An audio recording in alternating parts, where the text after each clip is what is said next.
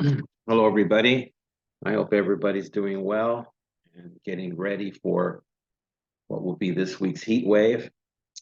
Hopefully, you enjoyed the first week's lesson, and we're going to get into Joan of Arc today, another famous woman warrior and strategist. So, this lesson will be scheduled for Thursday, July the 13th. Okay. All right. So, you go through my steps. You have the slideshow ready and start from the beginning.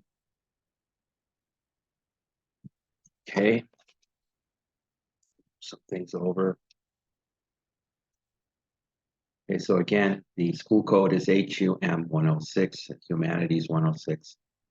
Lives of extraordinary women. Okay. Okay, I didn't say this, but it's week 2. Okay. So here we have Joan of Arc. Here's an old historical painting of her from the second half of the 15th century. So you see she's wearing men's armor and has a sword. And yes, she did fight, you will find out. Okay, she was born 1412 and died May 30th, 1431. 19 years old. Like I told you, in those past times, people were considered lucky to live in their 40s. But that's just a regular person. But now you add the fact that she's out fighting wars, and actually in their fighting where most men die.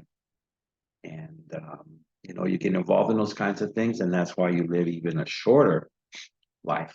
So it's hard to grasp, but she was still a teenager. Impressive. Okay. Oops. Yeah, I skipped. Okay.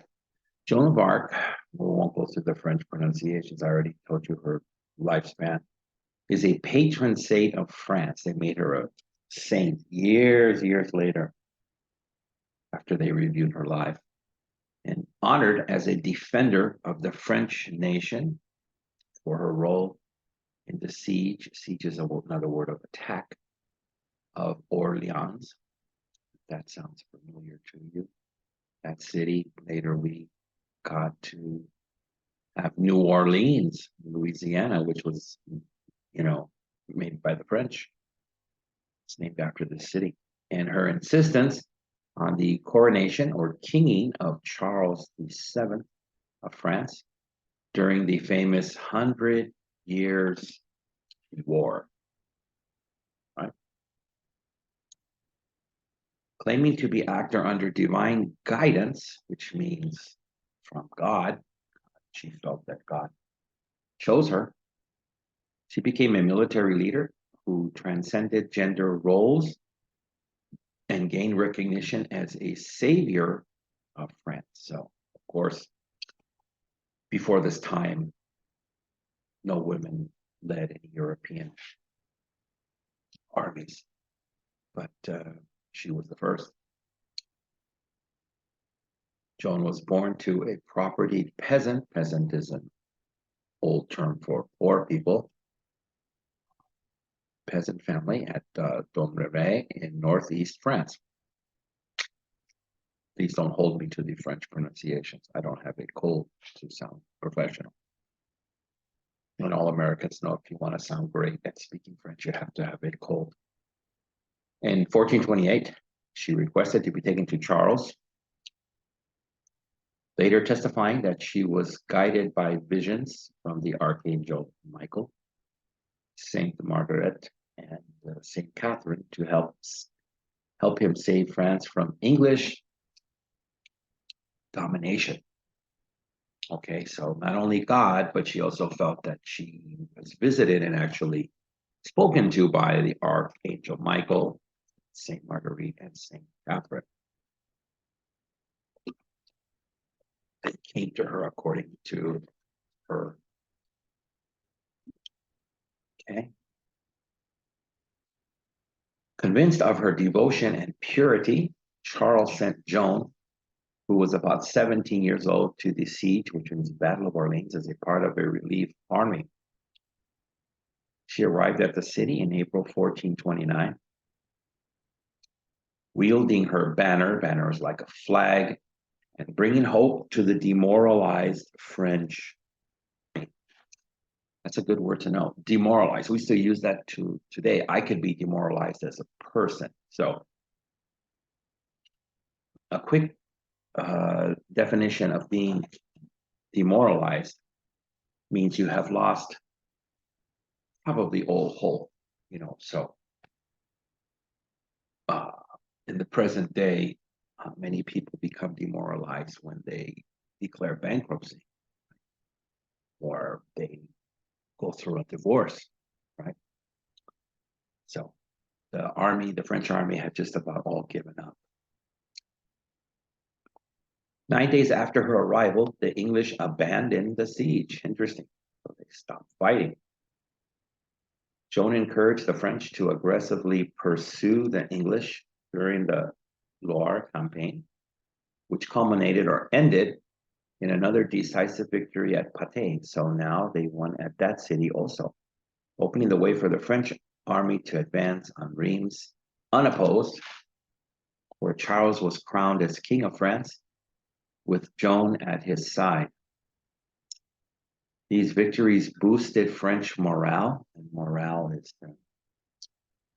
the feeling that you can do something. It's always used in usually a military term. The morale of the troops is high, which means they feel pretty confident, right? It was low before because that's why they were demoralized. Paving the way for their final triumph in the 100 Years' War several decades later. That's a long time to be fighting. Jeez. After Charles's coronation, Joan participated in the unsuccessful siege of Paris in September 1429 and the failed siege of La Charité in November. Her role in these defeats reduced the court's faith in her. See, so that's what happened. Doesn't matter if she won these first three big battles or sieges and helped get Charles coronated as king. Now she lost 2 in a row, and people are like, wow, she sucks. It's terrible. Her role in these defeats, like I said, reduced the court's faith in her. In early 1430, Joan organized a company of volunteers to relieve Compiègne, which had been besieged by Burgundians, who were the French allies of the English. That's pretty tough. You have to fight your own people that said, hey, we like the English being here and bossing us around. She was captured by Burgundian troops on the 23rd of May. After trying unsuccessfully to escape, she was handed to the English in November. That's not a good situation. She was put on trial by Bishop Pierre Cauchon on accusations of heresy. Heresy is usually a term used of people going against the church, like you're a church member, and then you say, God is not good, or I don't believe these things in the church, and they will accuse you of heresy. You're a heretic, they say, which included blaspheming by wearing men's clothes. Blaspheming is like saying bad language or cursing or just doing something that's just completely 1000% against God. So by her wearing men's clothes, like I showed you the men's armor in painting of her, they felt that a woman should never do that. And it was evil. And then acting upon visions that were demonic. So she said the Archangel Michael and St. Catherine spoke to her and came to talk to her. But the English church said, no, those were not the true saints and archangels. They were demons, and you are bad. You are evil. and then refusing to submit her words and deeds to the judgment of the church. That's another thing. They constantly tried to get her to admit to her guilt, what they accused her of, and she refused. She refused to talk to them. So that's another crime. She was declared guilty and burned at the stake on May 30th, 1431, aged about 19. So burned at the stake is basically they tie her next to what used to be a tree, maybe, and set her and the tree on fire. She will burn until she dies at 19. So sad. In 1456, an inquisitorial court reinvestigated. Inquisitorial means questioning. So they reinvestigated Joan's trial and overturned the verdict, declaring that it was tainted by deceit and procedural error. So they said the English court was evil and it was not correct to do that to her. Joan has been revered, or it's highly, highly, highly respected as a martyr. And a martyr is a person, be it male or female, that dies in the situation of defending their God, religion. You could also have Islamic martyrs, right, or Jewish martyrs, right, not just Christian. And she was viewed as an obedient daughter of the Roman Catholic Church, an early feminist. They didn't have that term at that time, but this was done later. And a symbol of freedom and independence, for France. After the French Revolution, she became a national symbol of France. Just like, I guess, Gandhi became a symbol of India, right? People can become symbols of their countries due to the courageous acts that they do. In 1920, Joan of Arc was canonized, which means made a saint by the Roman Catholic Church, and 2 years later was actually declared one of the patron saints of France. She is portrayed in numerous cultural works, including literature, music, paintings, sculptures, and theater. Quite a lot of things for her, unfortunately. She perished. Okay, her early life. And here's a drawing of her bearing the banner, bearing the sword. Just to let you know, if you're just a regular, I mean, it's shocking enough that she was a soldier, went or fought as a soldier. But, without the banner, you can, if she wore, I don't know if sometimes she wore a helmet so they wouldn't know it was a woman. If she always fought without the helmet, but let's say she wore a helmet, so she can kind of blend in with the other soldiers. You don't know who is who. But anytime you request to fly the banner, it's like a target, Everybody goes and wants to kill the person with the banner. So she didn't care. She wanted to, save her people. So she's like, hey, come after me. Are you tough? Can you do it?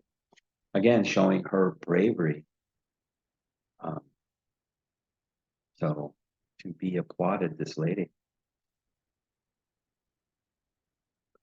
Okay, in her youth, Joan did household chores, which means work around the house.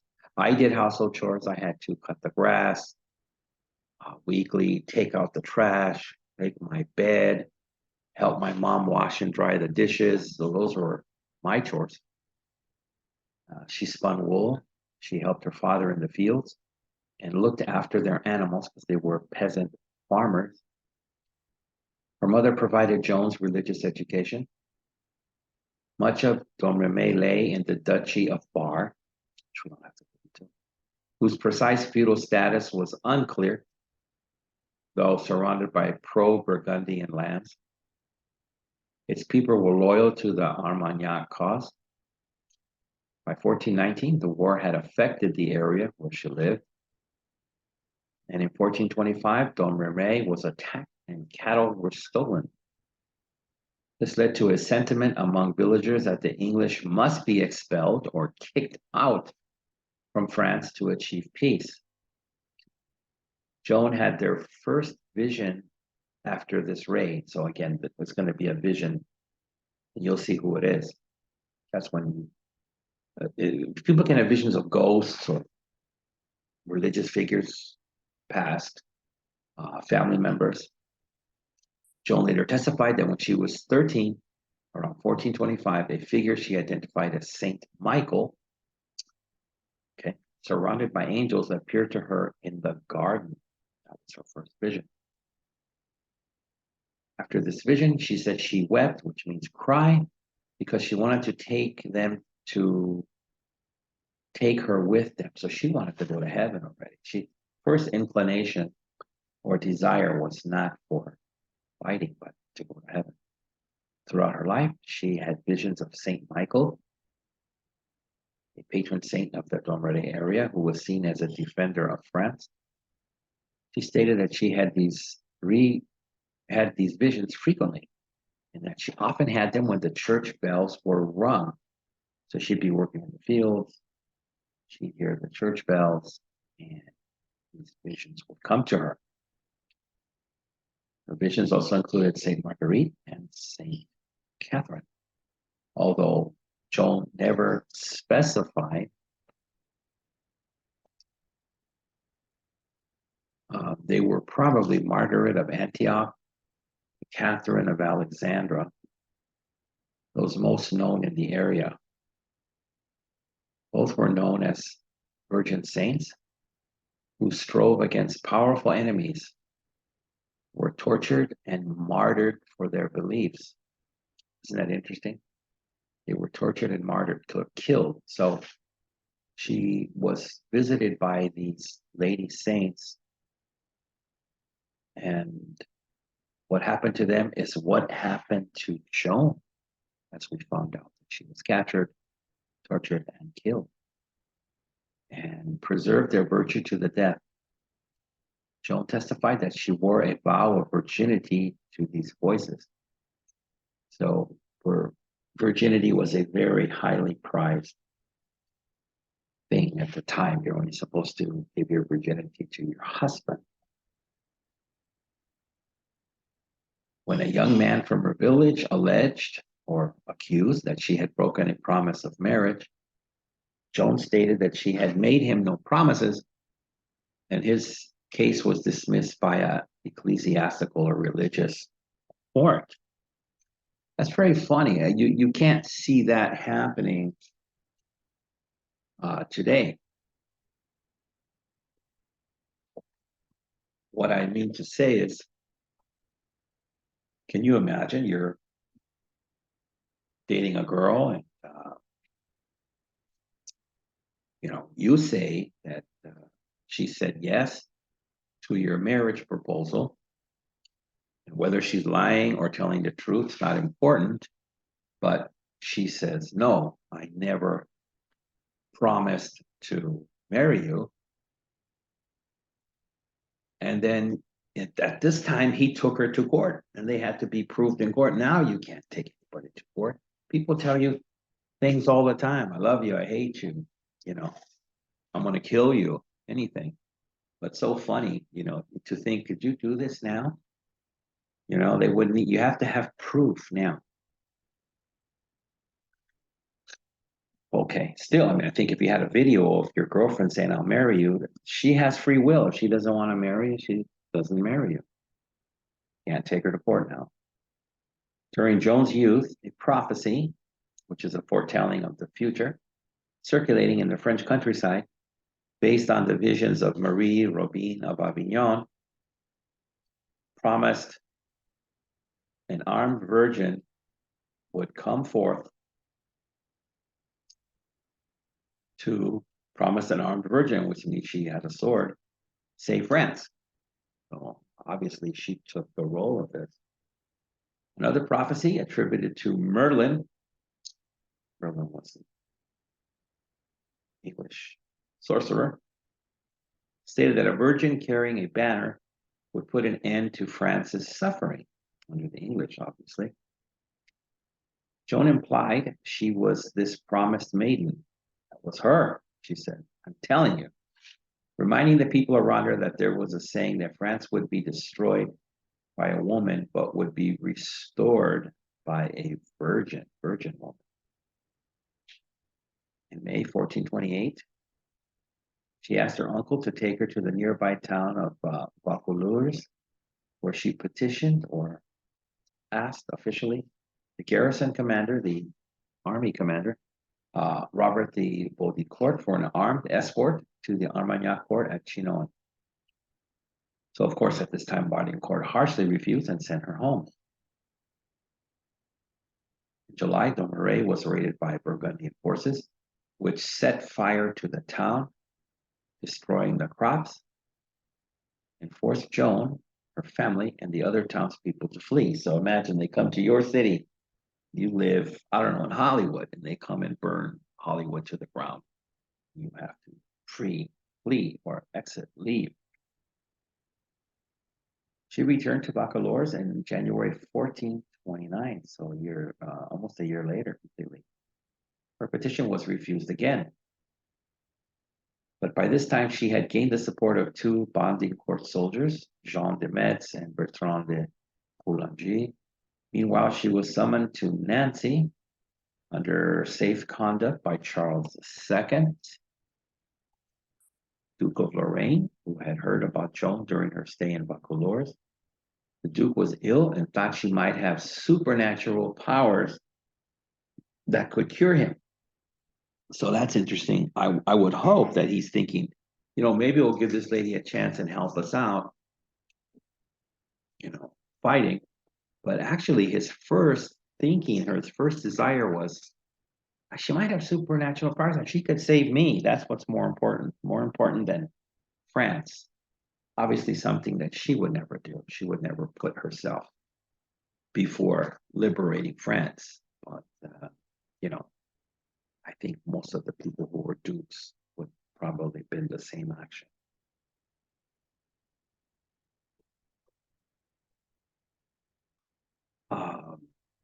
She offered no cures, unfortunately, when she arrived, but reprimanded him for living with his mistress. So that means, again, she was a virgin, and she was very religious. So the Duke has power.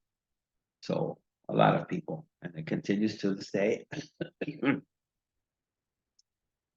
people who have power feel that they can do whatever they want to do. So first she said, I have no cures for you. I don't have supernatural powers. I'm only trying to liberate France. And I think you're a bad person because you're married to someone, but you're living with your mistress. I do not appreciate that. So she not only talked the talk, but also walked the walk, which means a lot of people saying many things, like, I've had many friends in various different religions, and they'll tell you, yeah, I'm a really strong, Christian, Catholic, what have you. Later it's like, why are you smoking? Huh?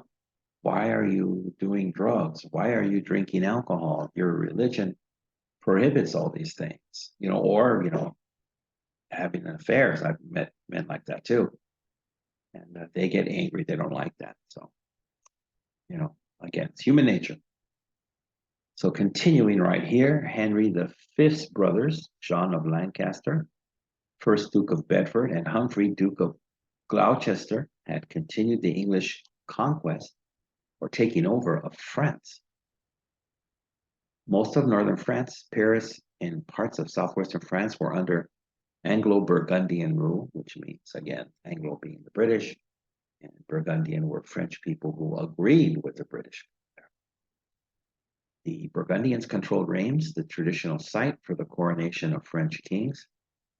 Charles had not yet been crowned, and doing so at Reims would help legitimize his claim to the throne.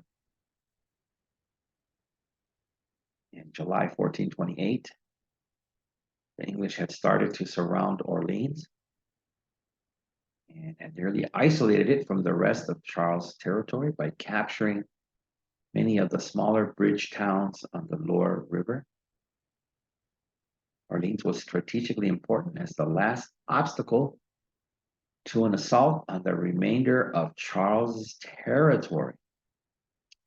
It was strategically important. According to Joan's later testimony, it was around this period that her visions told her to leave Domremy to help the Dauphin Charles. So she's had many, many visions, and they actually are like, it seems like they were guiding her on a plan, like a strategic plan. It's not like, see, when I first read about her, I thought she just had a vision and they appeared to me and they said this, and then she did whatever she did. But it looks like, as I get into this more deeply and we learn about her, they actually gave her some type of strategy or what to do with even different cities. It's very interesting. Baudricourt agreed to a third meeting with Joan, February 1429, around the time the English captured an Armagnac relief convoy at the Battle of the Herrings during the siege of Orleans. Their conversations, along with Metz and Pollanci's support, convinced Baudricourt to allow her to go to Chinon for an audience with the Dauphin. Joan traveled with an escort of 6 soldiers, only 6? Before leaving, I guess they didn't have confidence in her at the time. I don't know. Before leaving, Joan put on men's clothes, which were provided by her escorts and the people of Vaucouleurs. She continued to wear men's clothes for the remainder of her life. And as we found out earlier, this really pissed off, as they say, the French. They could not accept that. Men's clothes were for men and women's clothes were for women. I think at first here they did this to protect her, to avoid suspicion, to get her to this small court. Then after that, I guess she felt, yeah, okay, I'm going to show these people I can be just as strong as a man. You know? Interesting. Okay, so here's the intro in the book, which we'll get into the more personal life of her. So again, they're showing her in men's armor with a sword, which means she did fight. She has a banner, which makes her a target, but shows her pride in her country, city, right? And with her foot atop of the English church, right? Protecting the villages where she came in France.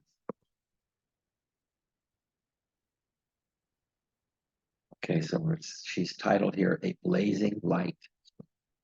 Blazing is like fire. She's a strong burning light. Mark, born in Domremy, Baron, France, 1412, died in Rouen, France, 1431, as a teenager. Very sad.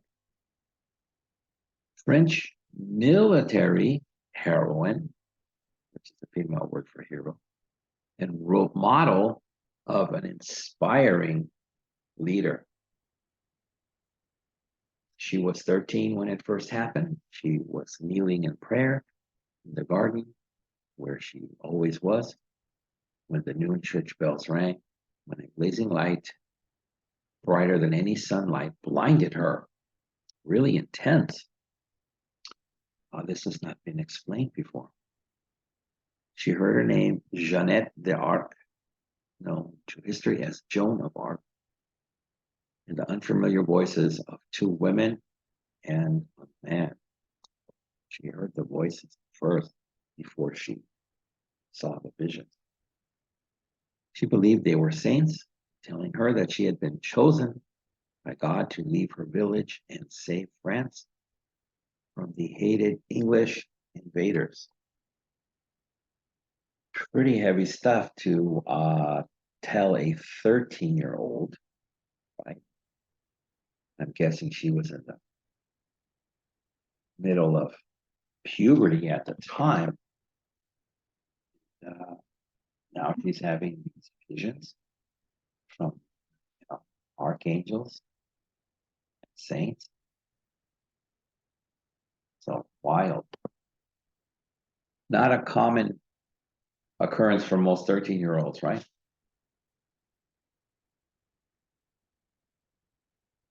Okay.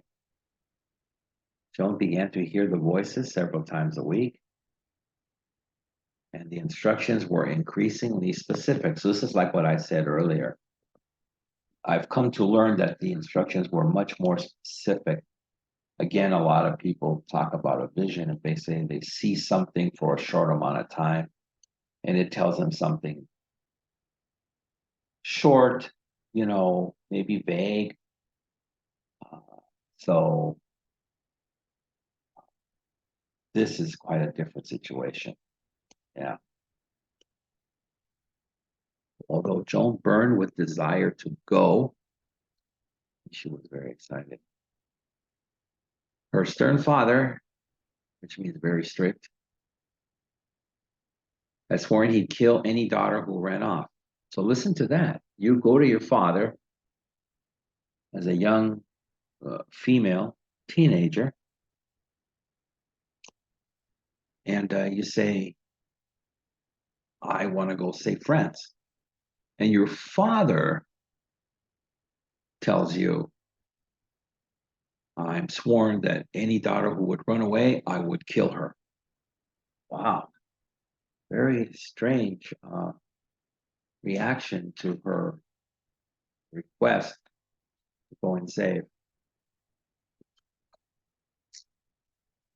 So she continued to herd cattle. So that means she didn't leave. She respected her father's wishes, or maybe she was afraid. And work in the fields. So she continued with her farm work. She did not go to school and never learned to read or write. Now, see, that's shocking to me. I feel such a famous lady and what she did and accomplished and able to speak. I didn't know she never learned to read and write. So I guess someone taught her, because it said later she learned to sign her name. So that'll tell you something else too. Life is strange and tricky for all of us. And, even though I think an education is very, very important, you can see in some situations what she accomplished required not the ability to read and write. So don't be too hard on yourselves, Things can happen for you. She did not dance, probably because due to the strict religious upbringing. Dancing, even when I was a kid, I had a friend who was a Jehovah's Witness, and they thought it was, I won't say evil, but they thought it was not a good thing to go to like a school dance and dance to music. They didn't think it really fit any type of purpose. So I'm sure at this time they probably felt the same way if you're religious folks, not the regular folks. And she was also known to give up her bed so that a poorer person could sleep there. Okay, so very shocking for a young girl, a teenager, and a poor person comes through her village or town and she says, hey, if you're a good person and need a place to stay for the night, I'll let you sleep in my bed. I'll sleep outside with the cattle. That's an action you would expect from a much older person, right? Though neighbors teased her about being the strictest Catholic around. So there you go. If people tease you for your actions, then that really means that you kind of deserve the teasing because you know you are what it is. So she was very strict. Again, at her age, most kids, even if they're brought up religiously, my father said I can't do this and I can't do that. But later, they'll sneak and then there's a dance their father doesn't know about and they'll go dance. But she told herself, I'm not going to do this and I'm not going to dance. So she deserved to be teased as a strict, as the strictest Catholic around. See, and everyone liked her, except perhaps the man whose marriage proposal she rejected, much to her parents' grief. So you see, at this time, uh,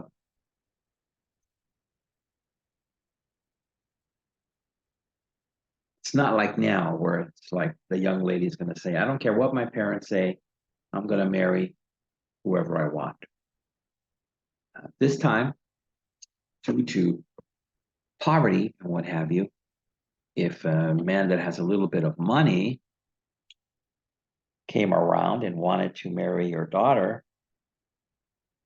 it was probably a good idea because then he can help you and your family with a little bit of financial aid. So that's why it says when she refused him, her parents were not happy. They were not thinking her ultimate thing about love. They probably didn't think love was that important. They wanted to have a little better life.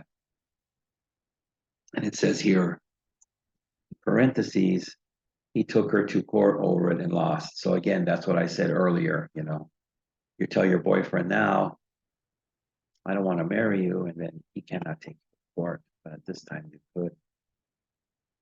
She did seem to think of herself as more than a traditional peasant girl. Well, even though she dutifully did her work and lived the life of a peasant girl, she felt there was more for her, I guess, in her destiny. When she was asked why she didn't do more womanly duties, she said, there are plenty of other women to perform them. Okay. So what they consider womanly duties, I guess, are, I don't know, softer, kind of feminine ways, where she was all about working hard, working with cattle, getting dirty, helping out poorer people, and being in the fields. And not important to her were feminine, girly things. So she said there were plenty of other women to perform them. So probably also she probably didn't want to learn how to cook, you know. And it says up here, finally at age 16, she put on her best red dress, cut off her long hair, which is not good.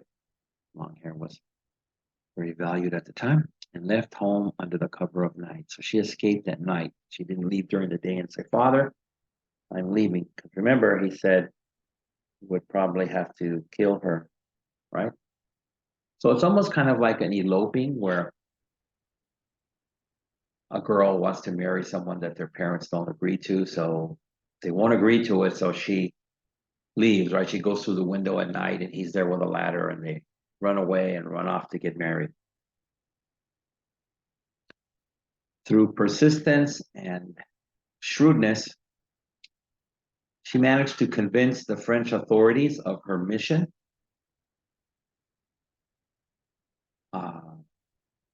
And was put in charge of the army. So here's an important part here. The French had little to lose by giving power to this teenager. The English were already in complete control. So I find that very interesting. So I guess if there was any hope of what the soldiers were supposed to be doing, or could do, then they probably would have told her, get the hell out of here again. But since the English were in complete control, and it's pretty obvious that the French were going to lose that day, they said, what the hell? Go ahead, girl. Go out there and, you know, see what you can do. You know, if you can put that in modern terms now, let's just say, you know, we'll bring it down and say, say you're just teenagers, and we'll make this a soldier and war thing, and then there's a bunch of bullies outside, and they're beating up your friends, and obviously, you know, whether it's 10 bullies to 4 of your friends or 5 of your friends, obviously they're gonna end up getting their butts kicked, right? So it doesn't matter if to send the girl out there or anybody, it's like good luck, because you're not gonna really make a difference. But you will see history said otherwise. Joan received her horse, so they gave her a horse, a unique sword with 5 crosses etched or drawn on the blade, and a man's white enameled armor that weighed 60 pounds. Very, very heavy. I'm sure she probably didn't weigh much more than 100. So more than half her weight. So this issuing of unique swords with special drawings of the 5 crosses, these are for good luck. They're meant to protect her in the siege of battle. And then white armor, because, or white enameled armor, because white represents purity, and she was a virgin. So a lot of things were thought of. If you're pure, you have an advantage in battle, which is sadly usually the opposite. If you're evil or it's easy for you to kill people and do bad things, that person usually has the advantage in battle, not a person that is so pure. But again, that's a religious belief. She imposed, which means put on or demanded, a new discipline on the troops. She told them no swearing. So soldiers say a lot of bad words. Looting, which means when you, let's say you defeat an enemy, then you start stealing their things. So she said no swearing, no looting, or unmarried female companions. So I guess some men took their girlfriends with them because they didn't want to be lonely. And as far as she was concerned, if you're not married, they shouldn't be here. But if they're not your wife, she should not be here. Her courage was a blazing inspiration. So again, you've got soldiers. I mean, you've got all kinds of soldiers. Soldiers that don't want to be there. Soldiers that are afraid. Soldiers that are professional and they're like, "What the hell? I love to fight." And they're saying, "This young teenage woman is here fighting along our side." So it can inspire even the toughest soldiers. And soldiers accepted her with little complaint. So I guess if they were winning and felt confident, they probably would have said, "What's the woman doing here? She does not belong here." But in a situation that looks hopeless, and you got a woman saying, "I don't listen to that crap. I'm gonna kill as many English as I can," they were inspired, had little to complain. Be of good heart, she urged, which is a way of saying, be strong, have hope, always encouraging and eager to proceed into battle. That's another thing. Your typical army generals or royalty leaders, kings, what have you, dukes, they'll stand way on back on top of a mountain hill and watch you go fight. Very rare that they'll ever go in there and fight with you. But she's like, I'm going first. Who's going to follow? So soldiers just said, hey, we got to follow this lady. She's fantastic. Doesn't matter that she's a woman. Doesn't matter that she's a teenager. You know, she's inspiring. Wounded several times. That means she was, you know, who knows, stabbed with swords, knives, whatever, many times. She refused to leave the battlefield until she was dragged away. So she didn't say, "Oh, I got stabbed. Like, get me out of here. Take me to a hospital." You know, sounds like she was stabbed many times, and people had to tell her, "You gotta get the hell out of here. You know, you're bleeding all over the place." And she refused until they dragged her away. She did hate the violence of war and was known to personally console English soldiers as they lay dying. You know, this struck me as something very interesting. You know, today, as this country is getting more and more divided with, as they say, you know, the media says, people on the left and people on the right, and you know, each side hates each other. You know, can't stand each other. Now we're basically, you know, basically just arguing with words here. And here you have this lady who's fighting, and you know she's getting wounded, and she's obviously um, wounding other people, maybe killing, and she sees dead or dying English soldiers, and doesn't go down, which was very common at the time, and say, "Well, I'm going to give him the coup de grace, which means the killing blow, so he can't defend himself. He's bleeding to death. Why don't I go cut off his head?" Right? No, she goes down and hugs them and holds them and talks to them as they lay dying. So what I'm trying to say is now when we have these people disagreeing on things, whatever, you know, I could not see if, like, let's say, like the left hates Trump. He's not even the president anymore. I don't, you know, hasn't been the president. And let's say he's laying in the street dying of a heart attack. I don't see people on the left who are not fighting him with any type of knife or anything going and hugging him and holding him and saying, "I'm sorry that you have to die." I don't see that. And I would hope that, you know, hundreds and hundreds of years later, people are supposed to progress and to be more understanding.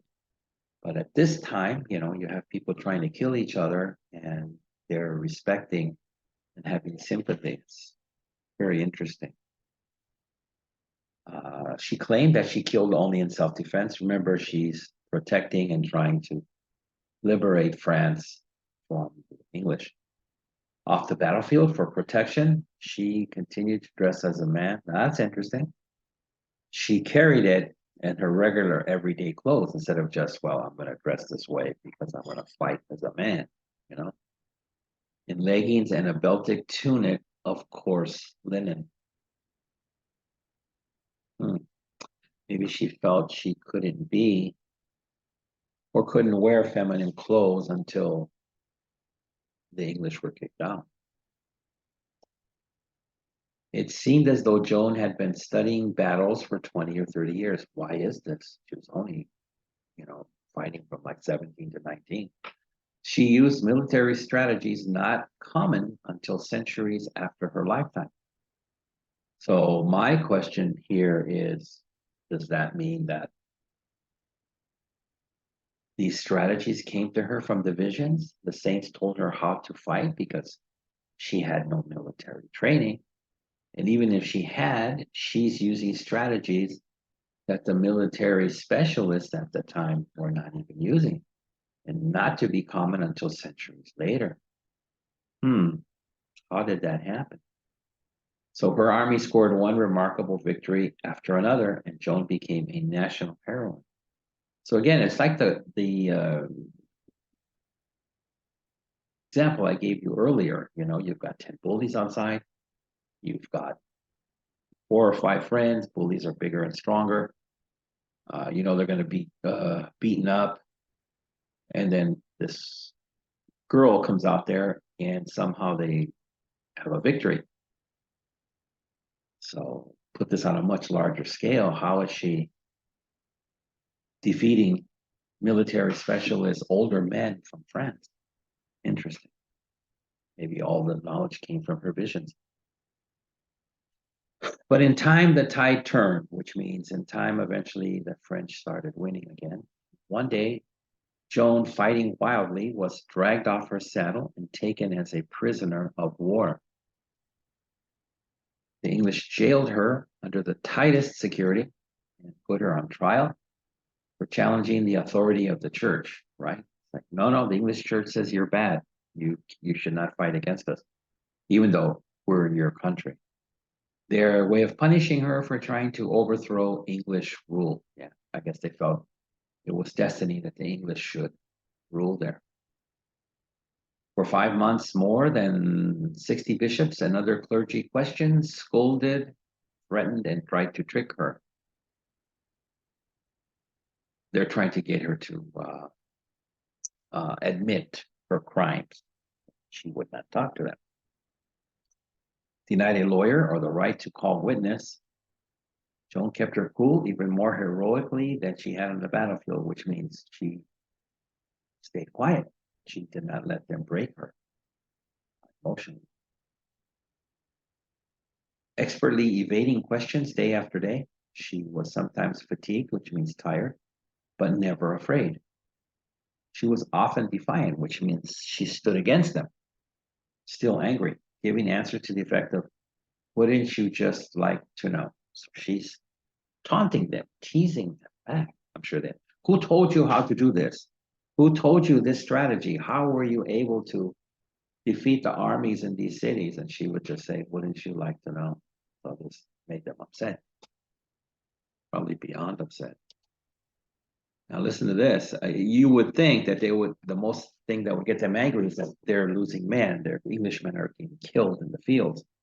But instead, of higher importance, of all the things about Joan that outraged them, the English kept coming back to her men's clothes. At that time, by the English considered a crime against the laws of nature. It was a crime for a woman to wear men's clothes. She was sentenced to death, and at age 19, was burned at the stake, which I explained earlier what that was, the horrible way to die. Crowds converged to see the witch girl. So with her abilities, they thought she must have been a witch and cow wench. So an insult to her humble background. Remember, she was a peasant girl who had to take care of cows. Most people jeered and laughed.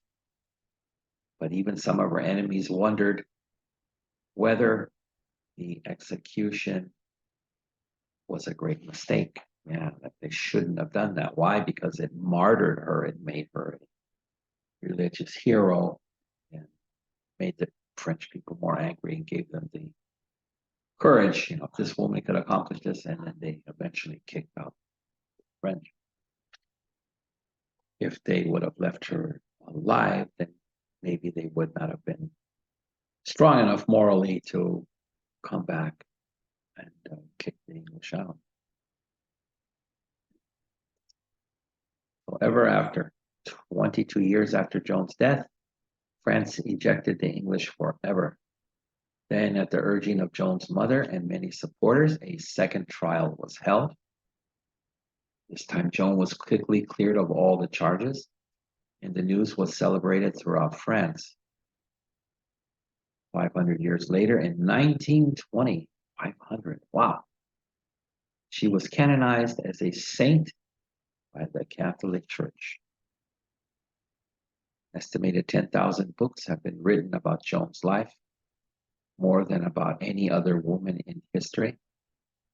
People have made her a symbol for many different causes, admiring her courage, integrity, and martyrdom in a fight for freedom. Writers inspired by Joan include Shakespeare, who, being English, portrayed her as a fiendish or evil witch in Henry VI. Mark Twain, the American writer, fascinated with her from the time he was 15. He saw her as a valiant heroine.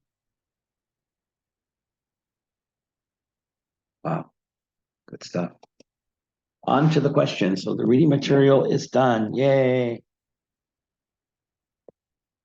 One question. What was Joan of Arc's given name? Was it Miley Cyrus? Was it Beyonce? What was her given name? 2, Joan of Arc believed God chose her to do what? To open In-N-Out Burger in Koreatown? What was it that Joan of Arc believed God chose her to do? 3, which things did Joan never learn to do? She never learned to play basketball. She never learned to do hip hop dance. What are the things she never learned to do? 4, why did French authorities put her in charge of the army? Why? Because she went to a military school and she graduated first in her class. Is that why? 5, what new discipline, actually disciplines, did Joan impose on French troops? There was a couple there. So again, it's a practice for you. If you only put one, it won't happen on the homework, that's fine, but on a test, I would give more points. Let's say, I think they listed 3. So if you only put 1, someone put 2, someone put 3, whoever put the most is going to get more points. Okay. 6, why did it seem that Joan had been studying battles for 20 to 30 years? Why? What was the reason they thought this? 7, she was captured by the English and put on trial for what? For stealing? What? What was she put on trial for? 8, what did the English consider Joan's wearing of men's clothes? Did they like it? Did they think it was fashionable? Did they want to sell them at H&M? 9, what happened to her later at age 19? Did she get married, have a child, become the Queen of France? What happened to her at age 19? And 10, final question. An estimated how many books have been written about Joan of Arc throughout history? Okay, so just give me the number. I have some students and they'll write a whole paragraph, you know, oh, this and that, and just give me the number and you're fine, you know. Okay, so looks like we're done with the reading. We are done with the questions. So let me wrap it up. All right, so again, letting you know this lesson is for Thursday, July the 13th. It's our second lesson of this quarter. And again, I hope everybody gets ready for the heat wave that's supposed to hit this week. And take care of yourselves. And I will see you next week. Thank you. Bye-bye.